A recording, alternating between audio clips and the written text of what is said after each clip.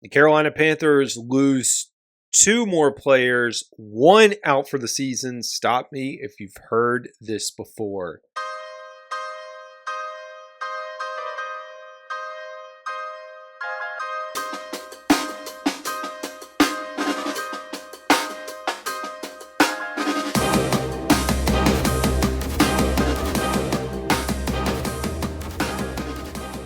Folks, I don't know if we Panthers fans or NFL fans have seen anything like this before. What is happening to the Carolina Panthers? And I understand injuries occur during the season. You have that. It's part of the game. People get hurt. It happens. You have guys that come in and fill in for them. But for the Carolina Panthers, at this point in time, it is absolutely mind-blowing. This is not even getting into the state of what happened after the game or during the game, which we'll get into in a second.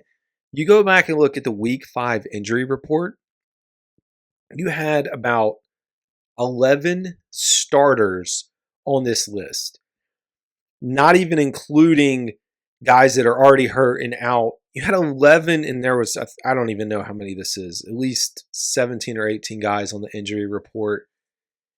11 starters on that list, and it's rough. I've talked about the state of this defense. You're rolling with really a second unit in most positions.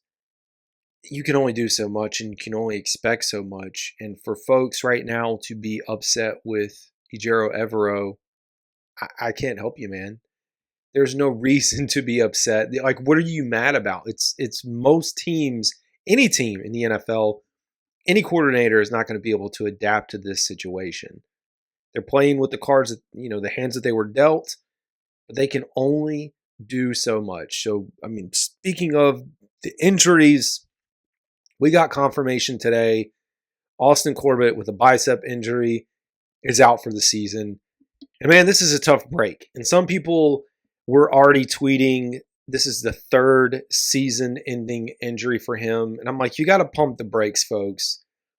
The first injury that occurred in the end of the 22 season, which would have been in 2023, happened in the last game of the season where he tears his ACL. So sure, it's season ending, but it's not like this guy got hurt in the middle of the season or the beginning of the year and then missed the whole season. He played the whole season, came back last year, had the MCL, and now a few games in as the newly anointed center is doing well and gets hurt with the bicep and he's out for the year. It is a very tough break for this offensive line and for the offense in general. Carolina Panthers, Dan Morgan, the front office, Dave Canales, everyone was banking on Austin Corbett running this thing at center and performing well. And he was up until this point.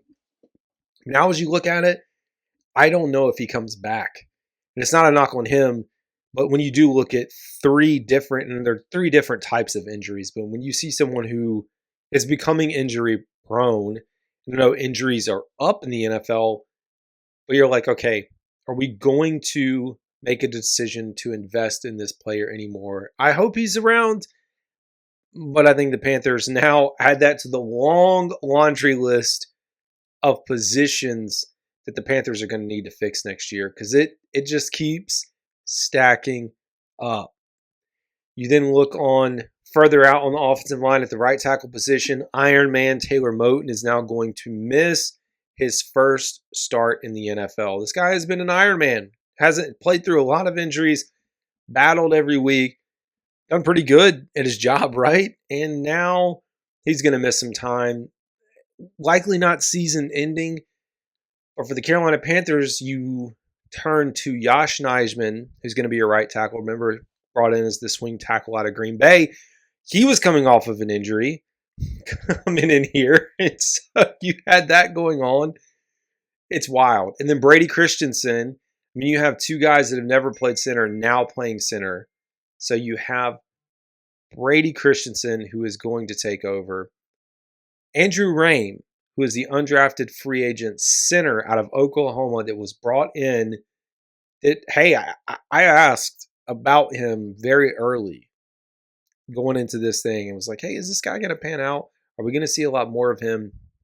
He's kind of been in the background, ends up making the 53-man roster. He had a concussion during practice, which I really do hope he's okay. But you now have him missing time. It's a mess, man. It is such a mess. And that's not even getting into Tommy Tremble. I don't know the status of Tommy Tremble with what was likely a concussion, if he's going to be available. Ian Thomas working his way back. Adam Thielen is out. Jalen Coker's on this list. I mean, you could go through it now. Josie Jewell, hopefully he'll be back. We're going to need some help at the inside linebacker position. Shaq Thompson out for the year.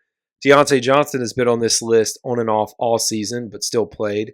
Charles Harris, same thing. Robert Hunt, Damian Lewis, Nick Scott, Shy Tuttle. I mean, it goes on and on. Lonnie Johnson, Andrew Raym, like I said, Ian Thomas, Dane Jackson, Miles Sanders, Coker, Trimble, and Moten was already on that. Well, he had rest earlier. But, oh my gosh, folks.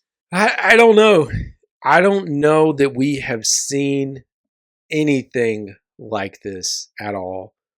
It's a head scratcher. And when you look out and try to be optimistic on the state of the season and can this team do something, it's not looking good. And so if I was a betting person, which I'm not when it comes to sports betting, if I was a betting person, there's not really a wager to wage.